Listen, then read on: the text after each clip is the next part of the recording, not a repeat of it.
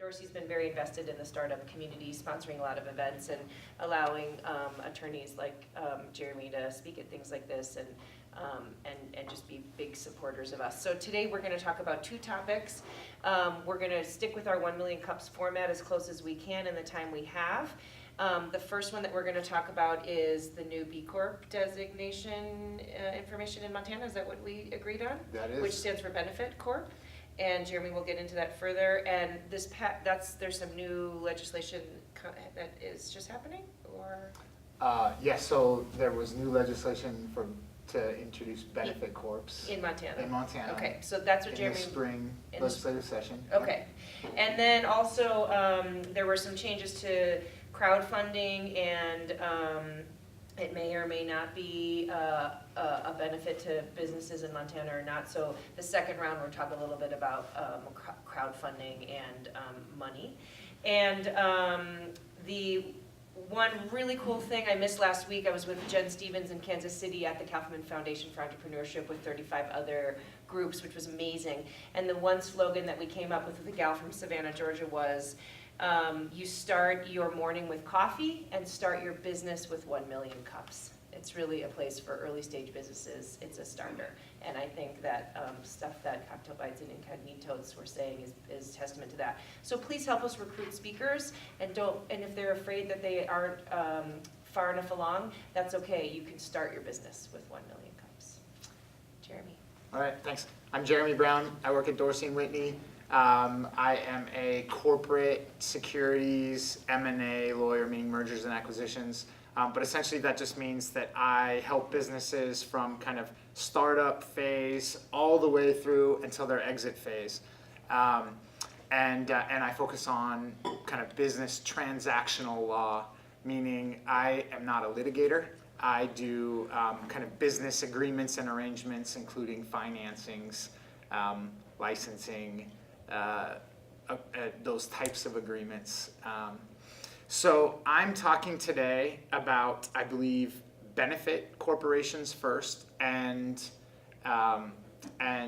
crowdfunding second. And I promised Molly that I would adhere to the 1 million cups protocol of speaking for 6 minutes and then letting people ask questions for 20, and then changing the topic and speaking for 6 minutes again on the new topic and letting people ask questions for 20. I'm not sure that I will follow through with my promise exactly, but I'll try to do it.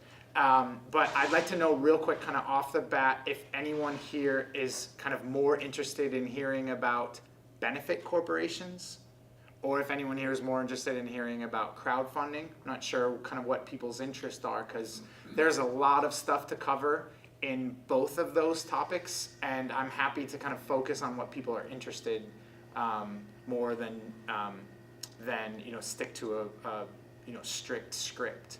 But is anyone here like interested in hearing about benefit corporations in particular? Yes. And how about crowdfunding in particular? Yes. Okay. Cool. So if crowdfunding's more, feel free to start. It looks like there's both interest in both. Just jump in with B. I'll watch the time, and we can limit the questions a little bit. Just get her done. Okay. So I'm sitting. Both because I don't like standing when I talk, and also because I have about 15 different documents in front of me. And the reason I have all these documents in front of me is because there's a bunch of stuff to cover and to think about for benefit corporations as well as crowdfunding. So what I have in front of me is the model benefit corporation legislation. I have the Delaware benefit corporation law, public benefit corporation law. I have the Montana new legislation that authorizes public benefit corporations. I have a certificate of incorporation that I'm currently working on for a client that wants to incorporate as a benefit corporation. And then I have a bunch of other kind of reference materials that references B Corps and benefit corps, and I'd like to start there. benefit corporations and B Corps are not exactly the same, although people kind of use those terms sometimes interchangeably.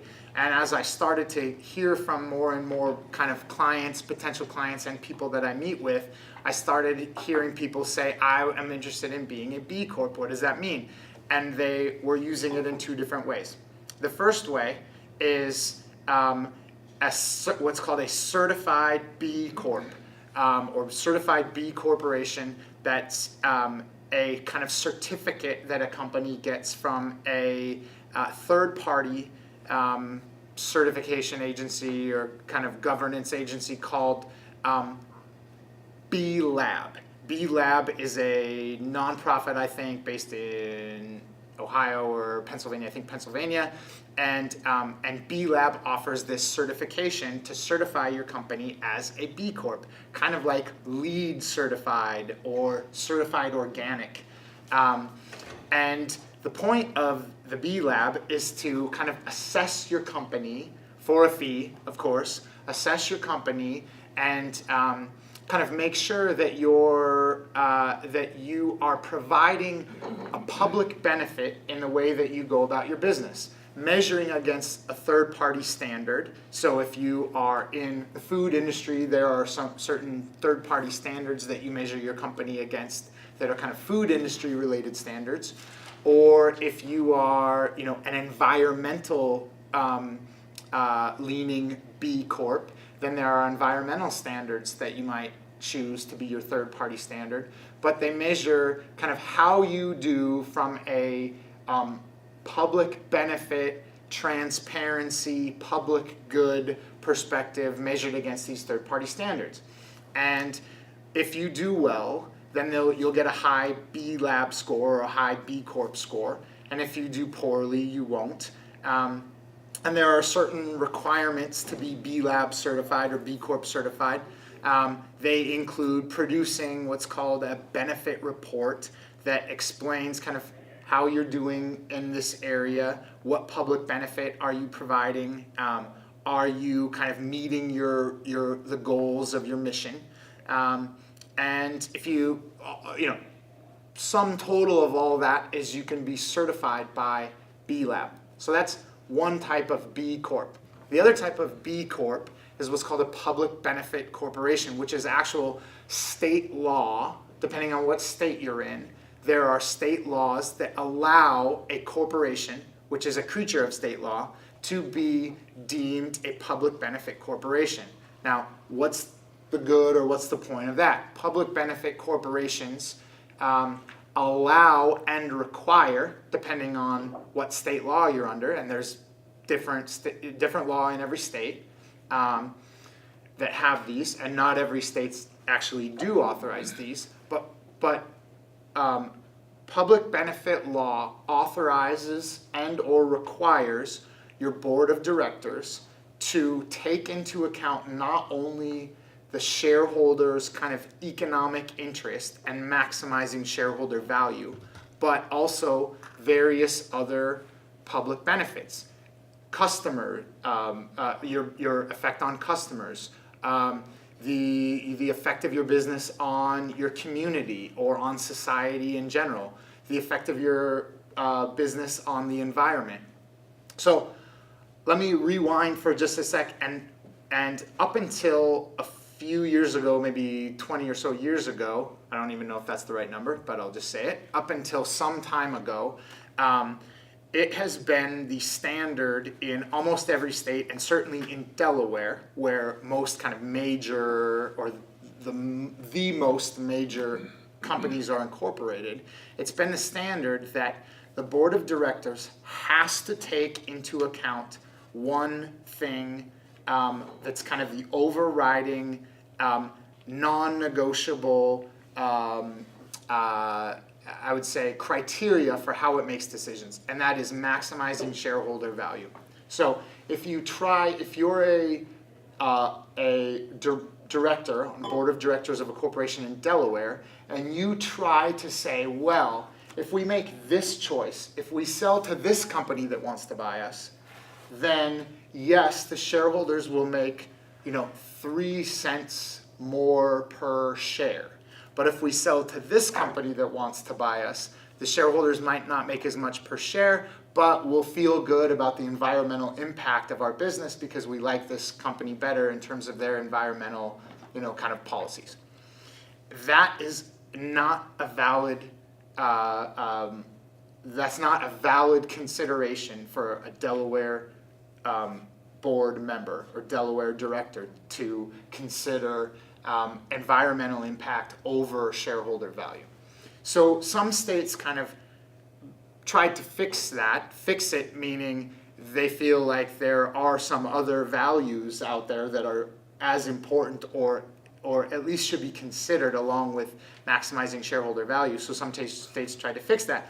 And the way that they tried to fix that was allowing directors to kind of take into account other things. So Montana happens not to be one of those states that allows directors to take into account other kind of competing values. Delaware also is not one of those states, but some states allow it. B-Lab, again, this kind of nonprofit that is kind of paving the way in terms of kind of codifying public benefit corporations, whether it's through kind of their B certification or through this legislation.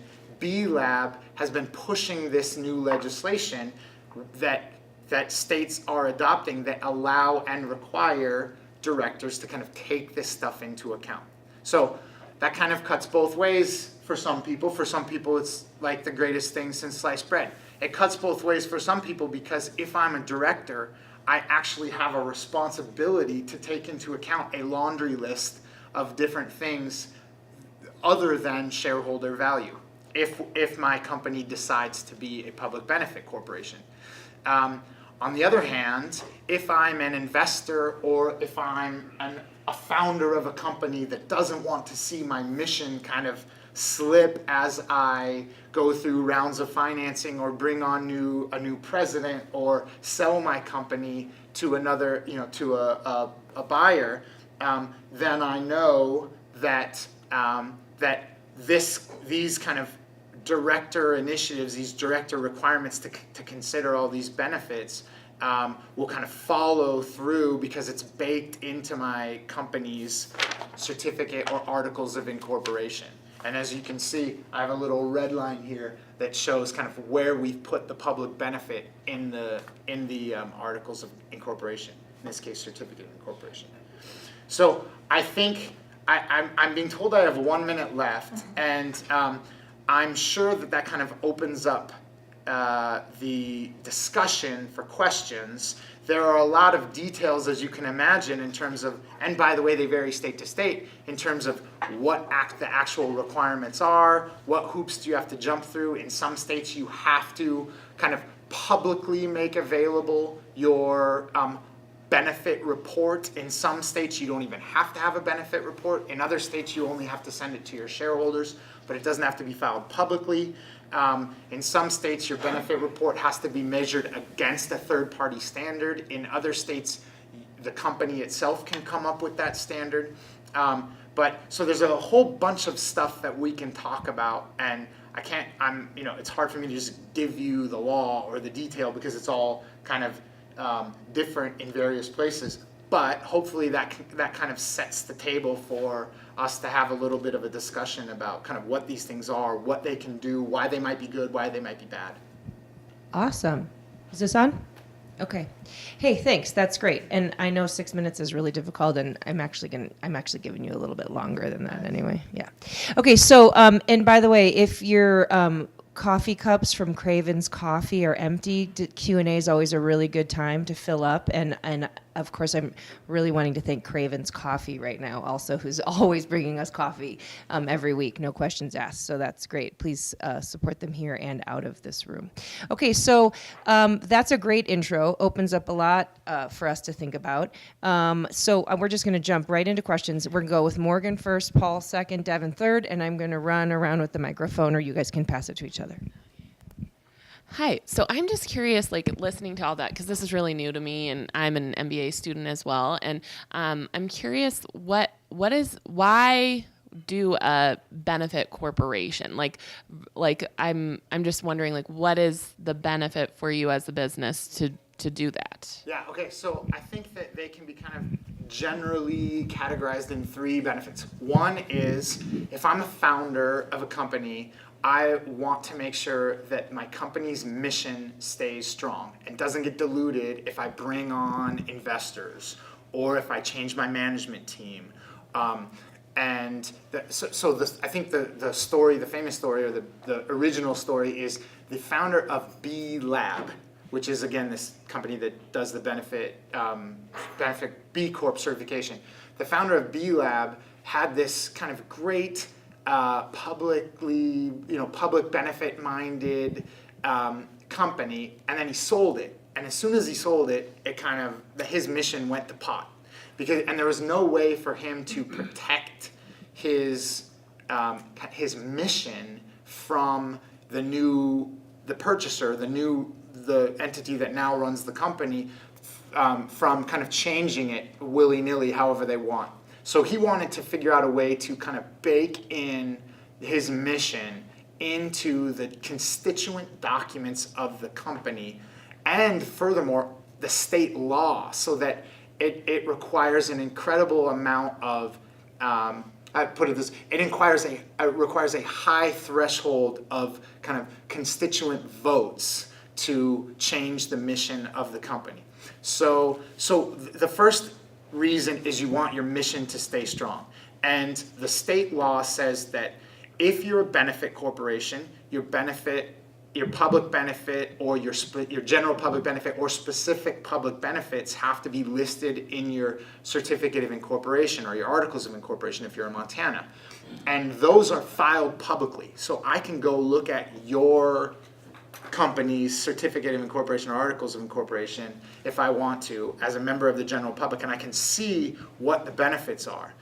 And those benefits can't be changed unless you have a 2/3 vote of every single class of your stock of your company. So if I'm a founder and I bring on investors and they have preferred stock, they can vote to change my public benefits as listed, but they have to get me to vote for it as well.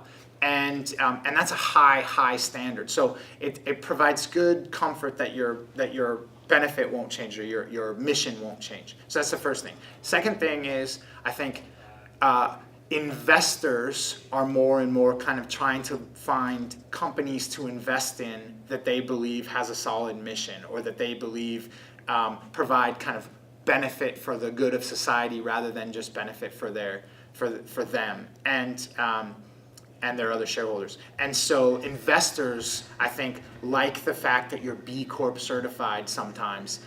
Investors like the fact that you're a public benefit company under the state law. Now, that's not always the case. Some investors might not like that. Some investors might not care. And some investors might want to make sure that you are actually looking out for their pecuniary best interest in all cases, no matter what. But I think more and more there are more investors that are kind of looking for these types of investments. And so I think it can make you stand out from the crowd. It can also give your investors comfort that there's some kind of third party standard, or at least objective standard, that you're measured against. And it's also beneficial for investors in some ways because there are requirements to provide information and public benefit information. So there's kind of a transparency benefit as well for investors. And then I think the third kind of reason, so you've got your mission, you've got your investors, and then the third reason is kind of like, how is your company viewed from the outside, from employees? Would employees rather work for you or rather work for the company down the street that's not a public benefit corporation? I think more and more the research is showing that more employees, especially younger generation employees, tend to want to work for kind of quality mission companies, and will in fact take less pay in order to do that? What do your customers think of you? Like, are you, if Cocktail Bites and a competing, edible cocktail company are, one of them is a public benefit corporation and one is not, or one is B Corp certified and one is not. If I have a choice between buying one or buy the other, maybe I'll buy the one that I feel kind of is held up to this standard, this objective standard a little bit better. So I think those are kind of the benefits of doing it. Now, there are costs of doing it as well. You have to produce this report, and producing reports always requires a cost. There are also drawbacks in terms of there's an ability for shareholders to kind of enforce some of this stuff, especially the enforcement of the company kind of adhering to its stated public benefits, and they can do that through shareholder actions and derivative actions. So if I'm a company and I have these stated benefits and for some reason I'm not living up to them, or some group of shareholders thinks I'm not living up to them, then that can be a risk that now all of a sudden there's a litigation, and there's a cost there and a headache, and I have to kind of deal with the litigation because it's specifically provided for in the statute that these people have a cause of action to kind of keep me on track. But that can be a good thing too, right? Because it keeps me on track. Speaking of keeping me on track, I think it's Paul. Yeah, so let's just. So the way I've always tried to think about this, and so I want you to correct me or help me then understand that what I see as the grey area in the middle is, you've had for-profit businesses where, as you say, kind of traditionally they've been required to maximize shareholder returns. And at the other end of the spectrum, you've got sort of not-for-profits where they make a profit, but they plow all of that profit into their mission of curing cancer or kind of helping curing homelessness and things like that. So, but at that for-profit end of the spectrum, there's kind of good management principles, which people can get into debate. So Costco is a good example, that there's been investor debate about whether they pay their employees too much. Whereas they would argue, we pay our employees because we retain them, they provide great service to our customers, it actually drives shareholder benefit. Right. So there are things you can do that could still fit under kind of good management and maximizing shareholder returns. But then somewhere in the middle is this thing where you're saying, well, actually my mission is to sort of help the environment, so when I make $100 a profit, I'm going to spend 50 of that on just cleaning up the environment. Yeah. And it's no longer, now I'm blending the two. So is that a reasonable sort of way to think about it? And where do you draw the line between good management and making a decision to spend money on stuff which doesn't necessarily sort of benefit the business per se? Right. Yeah. So that's a great question. I think that is a great way to think about it. And by the way, there's other kind of mechanisms along that spectrum. You've got your 501c3 nonprofit charity type, and you've got your for-profit, big, I won't say the type of industry that I'm thinking of, some bad industry corporation, and then of course all along in the middle you've got kind of various ways of dealing with things. You've got, in some states you can have a L3C. Or in some states, constituent states, directors can actually take some of this stuff into account without being actually designated as a public benefit corporation. So in your public benefit corporation, though, I'm going to answer your question just from that perspective. So the public benefit corporation, one, has to be, in most states, has to be measure the benefit, and how well you kind of advance the benefit and stick with your mission has to be measured against a third-party standard with best practices. So the third-party standard for let's say your environmental, if your benefit is environmental, that's your stated benefit.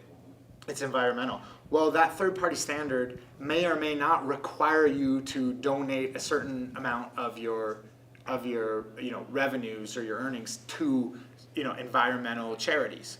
On the other hand, you may be able to bake that into your certificate of incorporation so that everyone that is investing in your company knows right from the get-go that that's what you do.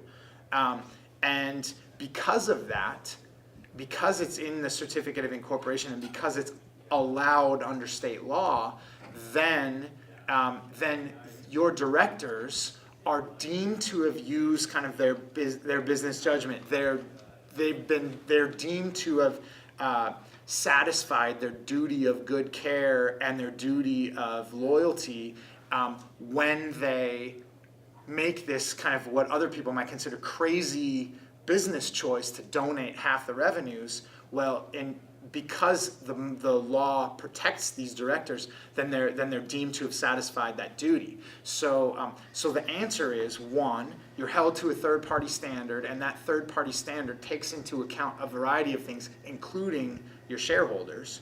But two, there are mechanisms by which you can kind of deviate and by which you can protect yourself when you kind of make these decisions, even if the decisions don't seem reasonable to anyone else.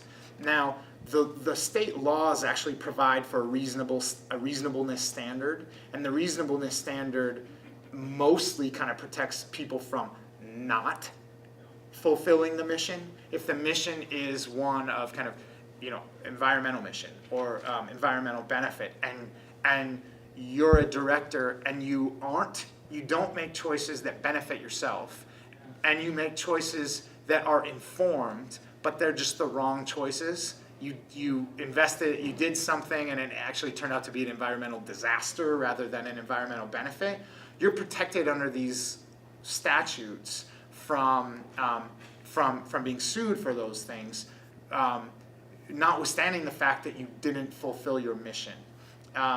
But so there's kind of a little bit of checks and balances in this stuff, but I guess the ultimate answer is you can set it out so that you can do something that other people might think is crazy, but you're also kind of measured by these standards that take into account all these different constituencies and all these different kind of sectors of public benefit, and you're held to those. And you have to report on those, so you kind of always are accountable to those. I don't know if that answers your question. Mostly, I think maybe a sort of corollary question is, what are some of those benefits? What can Yeah. you define as benefits? Okay, so I'm going to just read the benefits in the Delaware statute. So this is under state law. Your benefits can include, but are not limited to, effects of an artistic, charitable, cultural, economic, educational, environmental, literary, medical, religious, scientific, or technological nature. So a long laundry list of benefits, and that's not even like fully inclusive of what you can put. And in each of these state laws, you're actually required to put a benefit, to state a benefit, and that benefit can be a general benefit, environment, society, general public good, or it can be a specific benefit. The benefit that serves our mission, or our mission serves the literary, some literary benefit. And I think you can be as specific as you want in these.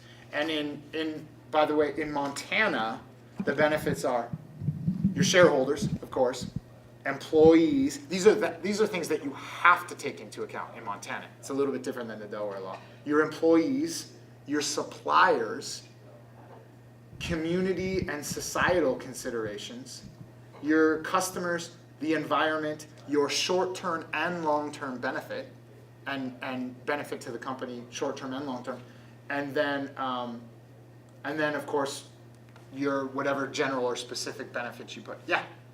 Oh, I was just sort of giving you the general. Got it. I'm ready. Okay, Devin, last question. So I know in conversations I've had in the past about starting companies from a tax perspective, we talk a lot about C Corp versus S Corp and the pass-through. Where does the benefit corporation, to the extent that you know about it from a tax perspective, does it model an S Corp? Is it a pass-through? Is it model a C Corp? Or is it something totally different? So it is, so by the way, benefit corporations are, just to get this on the record, benefit corporations are for-profit corporations. Again, to go back to your point, they're for-profit corporations. So then, as a for-profit corporation, how is it structured from a tax perspective? So state law authorizes very different entities differently for tax purposes. Partnerships, S corporations, and C corporations. So nothing changes if you want to be a benefit corporation, if you convert to be a benefit or change to be a benefit corporation, elect to be a benefit corporation, or if you start out as a benefit corporation, or if you're a regular kind of corporation under Delaware, Montana, another state law, you can still elect to be treated as an S corporation, or you cannot elect the S corp treatment and be treated as a C corporation for tax purposes. So it shouldn't change. Now, there's probably a more helpful answer if I kind of think about, well, if you have a certain purpose and you're or a certain mission and you elect to be a benefit corporation, does that kind of line up with an S corp more than a C corp? I'm guessing probably more of a C corp, and here's why. Although either way is fine, but my sense is this: one of the big reasons that you might choose to be a benefit corporation is because you want to bring on investors that are kind of like-minded investors, or because you want to separate yourself from the crowd in terms of what investors you can attract.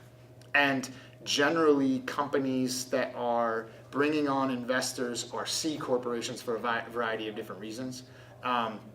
One is that you can only have a certain number of investors if you're an S corp. One is that you can't offer preferred stock if you're an S corp. One is that certain types of entities, like institutional investors, can't invest in you if you're an S corp. So I'm guessing that most of the benefit corporations, especially if they're doing it for investor kind of relations purposes, are going to be C corps. That's just a guess, but you can be either. Okay, I want to take a quick poll. I know that you have something going on at... So I have to leave at 15:15. Yes, okay. So take a quick poll. Have this conversation for a few more minutes, or switch to a blitz on the crowdfunding and stay for an extra 10 to 15 minutes. Continue with B Corp, raise your hand. Switch to crowdfunding. Okay, we're switching to crowdfunding. Okay, crowdfunding. Thanks, the Jeremy. blitz. Yeah, no problem.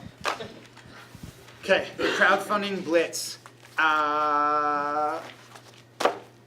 Securities laws do not allow companies to do a couple things in general. Now, there's always kind of ways to get around these things, exemptions and such, but in general, securities laws do not allow you to do one, generally solicit. Meaning, I can't, if I'm starting a company, or if I have a company and I want to sell shares in my company, I can't just blast, solicit for people to buy shares in my company.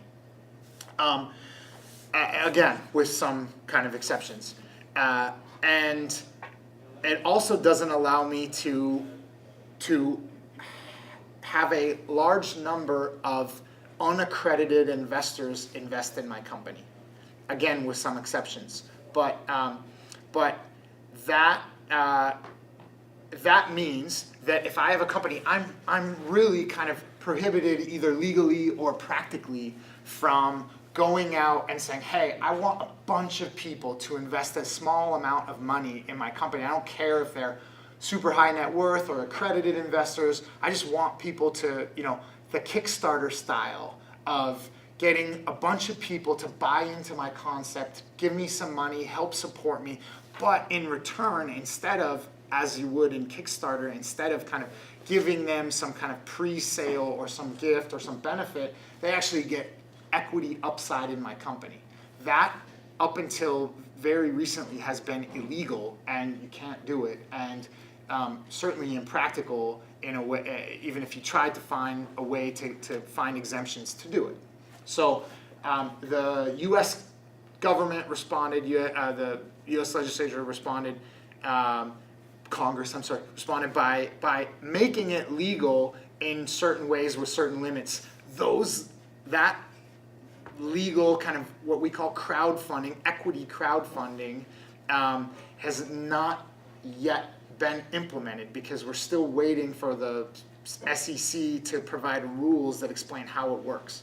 So Montana and various other states tried to fill the gap and say, okay, you might not be able to do it federally, but at least in the state of Montana, we'll let you do it.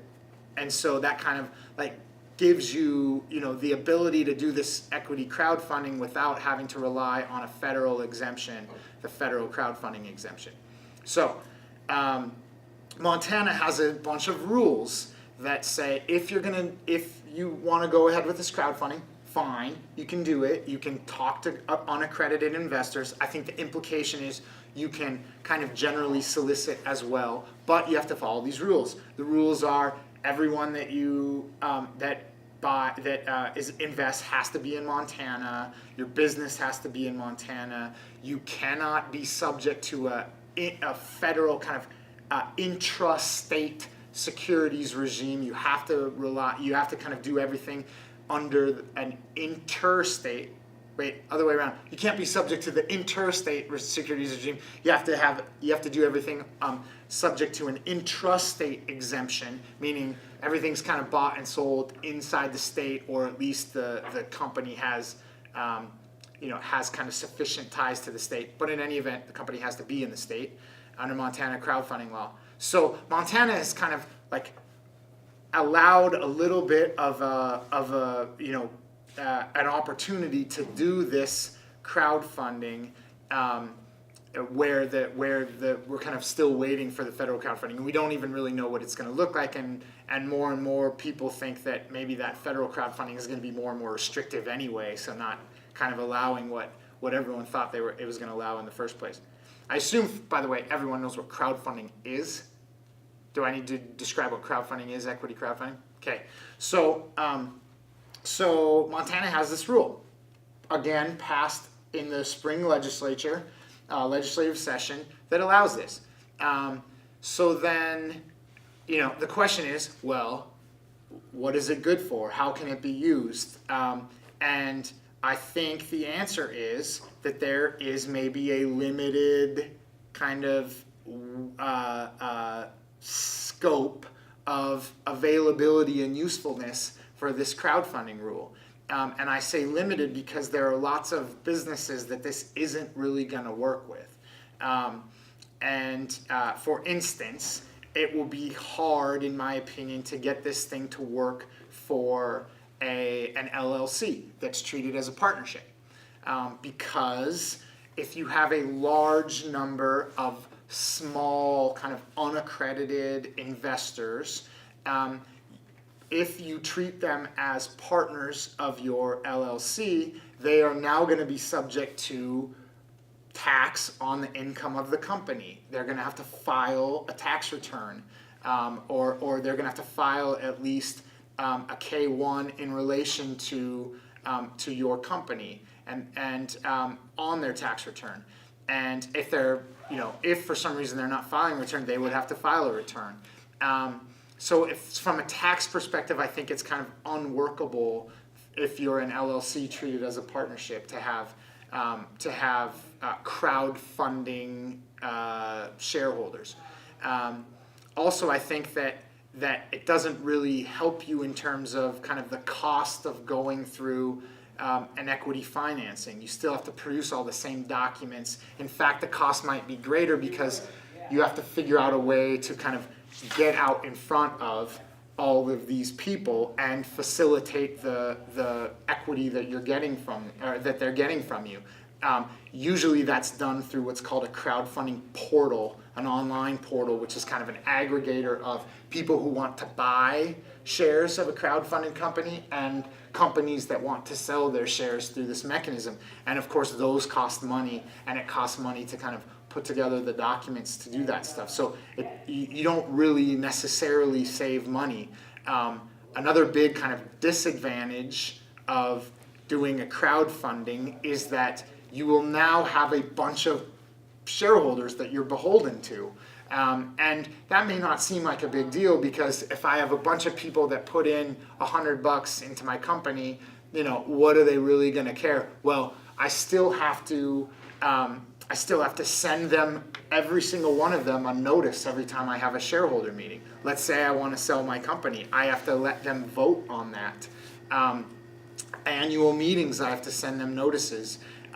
They have dissenters' rights. Each individual shareholder will have dissenters' rights if I want to sell the company and they don't like the valuation that they're getting, which means that I have to go to court and have a court determine what's the value of my company if they exercise these rights. And having 10 shareholders, of course, they have dissenters' rights as well, but usually you can kind of get consensus among 10 people or 20 people even. But if you have 100 or 150 shareholders, all of a sudden you're almost guaranteeing yourself a dissenter's rights claim.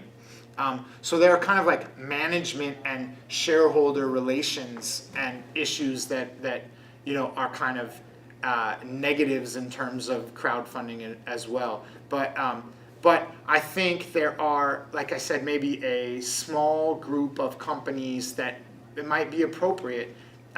One company that we're working with, and I'm about to wrap up, but one company that we're working with is a distillery that has a kind of local kind of constituency, local customers, local stakeholders that want to see the brewery do well. It's kind of a neighborhood brewery. The company itself is kind of relying on a bunch of local people to kind of evangelize the product. And so, and they are happy to be even though they're a brewery, which normally would be an LLC or some sort of partnership pass-through tax entity, these guys are happy to be a C Corp in order to kind of effectuate this kind of local community involvement and how would I put it? Shareholders. Involving local shareholders. So they're willing to make that trade-off, even though that business wouldn't normally do that. So it's kind of, it makes sense for these guys because they kind of, the benefits outweigh the detriments in this case for them. And we'll see if that actually happens. We're just doing this now, so we don't know kind of what's going to happen in the future when they want to sell their distillery and there are 250 shareholders that they have to convince to sell it, but we'll see. Okay. Okay, we're going to open it up for questions. Although, just to summarize, it sounds like if you have an actual product or you're doing a film, you're probably better off with a Kickstarter, Indiegogo type thing where people get a quick premium based off of their donation, assuming you meet your initial goal, and then you're done. I mean, eternal and grateful thanks, but you're done with that legal relationship, opposed to ongoing dissension rights and shareholder information and all of that. Yeah, that's right. And what happens? You can kind of do with your company what you want. You can structure the company how you want from a tax perspective, and then probably a lot less headache. But if you can do it, I mean, successful Kickstarter campaigns, they happen, but they're also kind of hard because you kind of have to fight through the noise to get your idea out there in front of people. Devin, I'm going to start with you because we finished with you, and then we'll go here. So under the Montana rules, is there anything specific that allows or does not allow equity crowdfunding in a dual class structure, where you would crowdfund let's say the single share vote, but you would retain as the founder the 10-to-1 vote class? No, nothing specific in Montana law that prohibits that. The biggest issue there is in any equity issuance of equity or in any equity financing, you have to fully disclose anything that's material that the shareholders may view as material in terms of whether or not they want to invest, right? So making sure that if you start to have structures like that where there are material differences in what I'm getting versus what someone else gets and how that might affect the way that the business runs and how that might affect my rights in terms of what the business looks like, you always have a problem of making sure you disclose that fully, and disclosure costs a lot of money and takes a lot of time, and making sure that you don't say the wrong thing, and so securities disclosure always is kind of a headache. In this case, you have securities disclosure, and then you have to get it out in front of 200 or 1,000 people that you're talking to. And you also know that those people aren't necessarily sophisticated, so your level of disclosure probably goes up. Because if I'm talking to the Silicon Valley VC fund, and they're getting a certain series or a certain type of stock that has certain rights and preferences, they get it, they can figure it out. I kind of have to give them the documents and say, this is what you're getting, and they get it. But if I'm talking to 1,000 people, and it might involve, my grandma and someone else's grandpa, and the high school kid that has an extra $50 that he wants to invest, that your level of disclosure all of a sudden goes way up, just because you don't want to open yourself up to kind of any claims that you're defrauding people. And so I would say that from a legal, from a state statutory standpoint, there's nothing that you have to do, or there's nothing that prohibits it. But from a practical standpoint, that becomes a little bit more of a problem. Hi.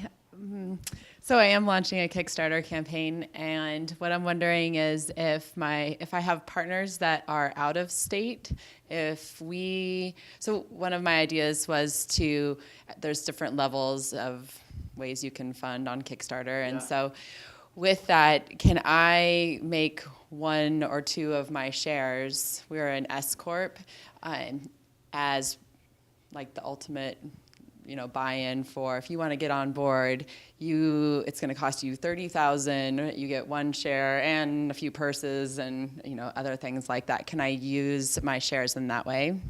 That is a really, really awesome question. Yeah. So here's my gut. My gut answer is no. Don't do it. Don't do it. Okay, that's my gut answer. Don't make shares a premium in a Kickstarter. But let's think this through. So first of all, the Kickstarter is not only it's not like somehow limited to Montana, people, right? I mean, yeah. So one, I don't think Montana law would allow it. From the crowdfunding law, there may be other exemptions that might allow it. But let's think those through real quick, and I know that we gotta go quick. Okay, so 2, I'm guessing Kickstarter doesn't allow it, although I don't know that, but I'm guessing it doesn't. So it may be that it's just like prohibited on that platform to begin with. 3, could you do it in theory? There probably is a way to do it in theory if I'll rephrase the question.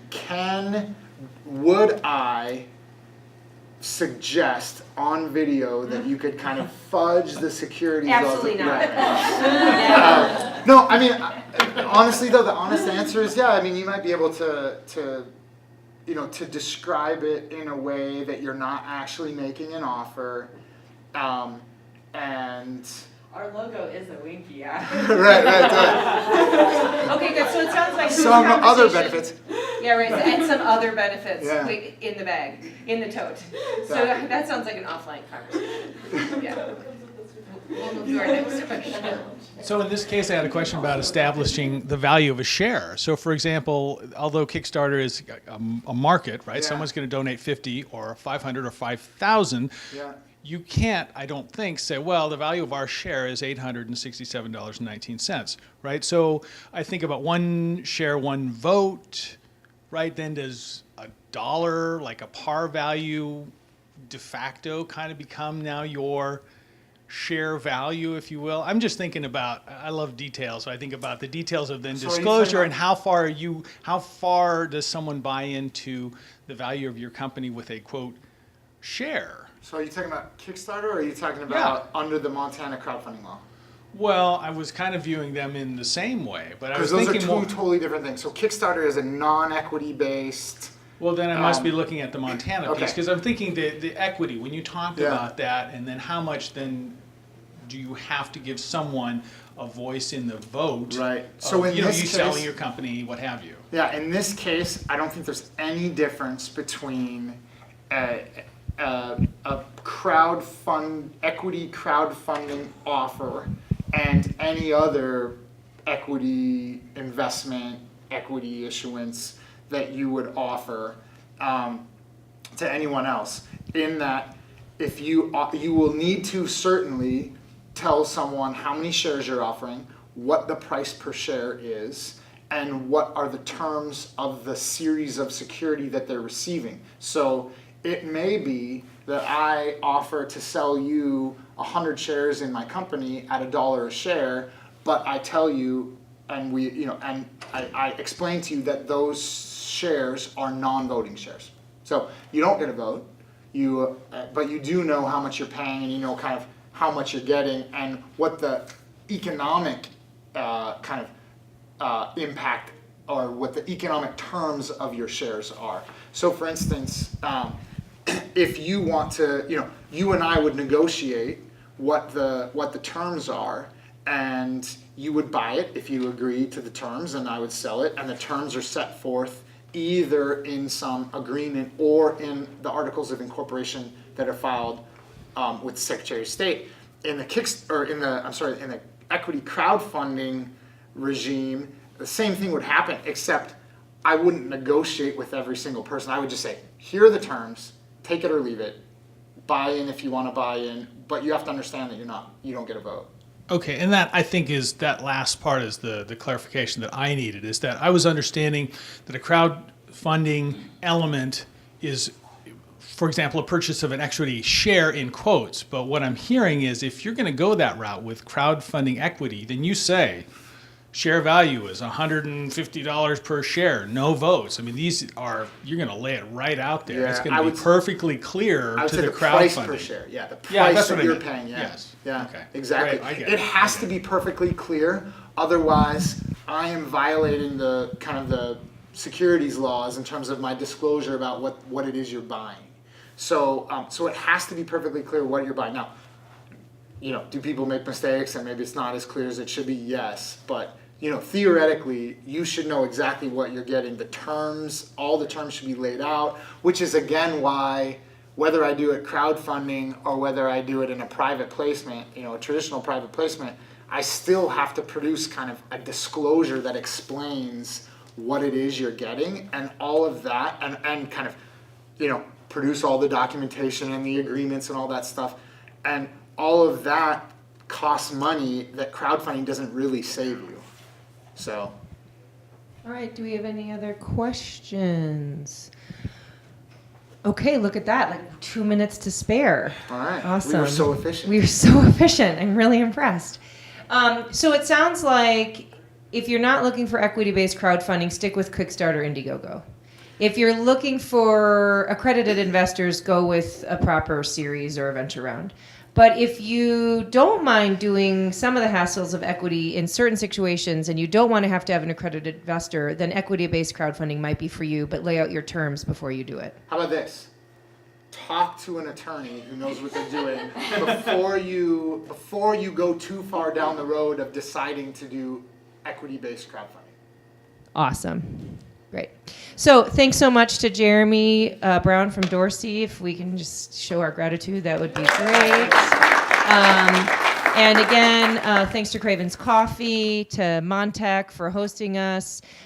Please register your own business and ideas or encourage your associates and friends to do so.